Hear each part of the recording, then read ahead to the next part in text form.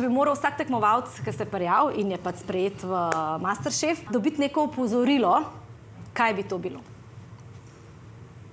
Vstopate na lastno odgovornost, iz te kuhinje ne boste izstopili enaki. Jaz bi pa rekel tako, pozabi vse, kar misliš, da veš, in pridi z odprtimi očmi. Česa se v Masterchefu prej naučiš? Kuhati ali verjeti vase? Vsi vstopijo že z nekim kuharskim predznanjem, ker načeloma te to more veseliti, da se sploh prijaviš na Masterchef.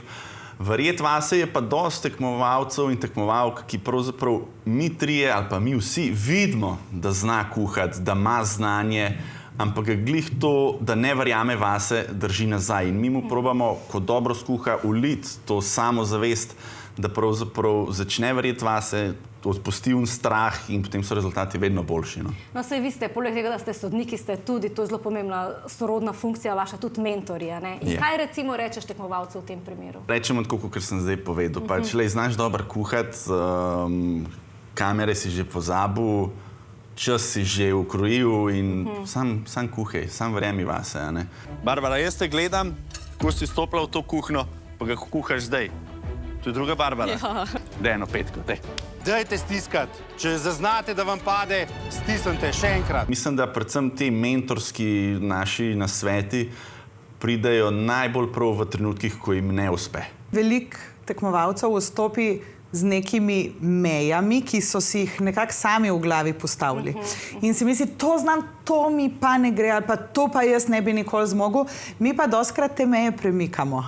In jaz ne bom nikoli pozabila Sanja Sirk, ena izjava, ki je rekla, spodnesli ste mi tla pod nogami in meni je uspelo. In jaz ne moram verjeti, meni je uspelo. In meni je to ena lepših izjav naših tekmovalcev. Zelo ponosno bom prinesla moj krožnik. Glede na to, da sem od Sarme in Pite napredovala do tega, mislim, da sem lahko ponosna. In evo, jaz sem prišla v finale.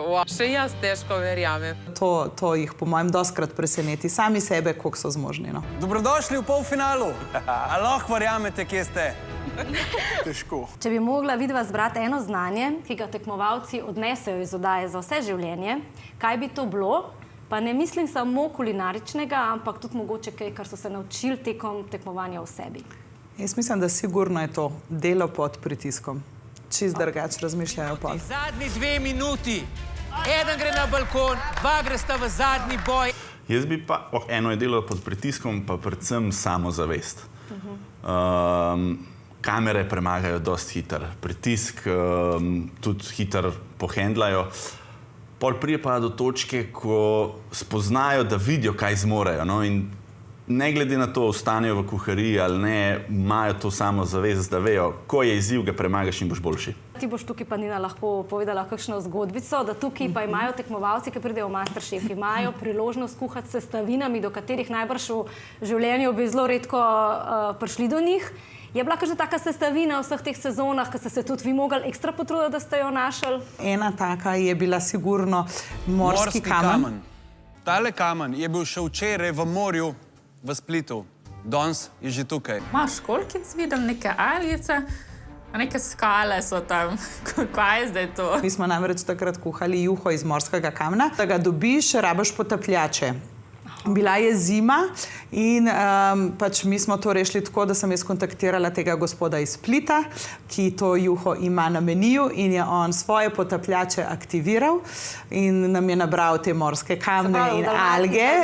Prav iz Splita je ta kamen potoval po najhujšem neurju. V enem trenutku sem se jaz odločila in sem šla nasproti temu kamnu, da sem bila ziher, da bo in ti zdanje pol bil. Zdaj, če bi mogla vidva zdaj to prijavo v Masterchef v enem stavku prodati, kaj bi rekla ljudem? Prijavi se, zato ker v življenju veliko bolj obžalujemo tiste priložnosti, ki smo jih izpustili, kot napake, ki smo jih naredili. Jaz bom pa sam dodal, da če misliš, da imaš kaj za izgubiti, naj ti povem, da nimaš.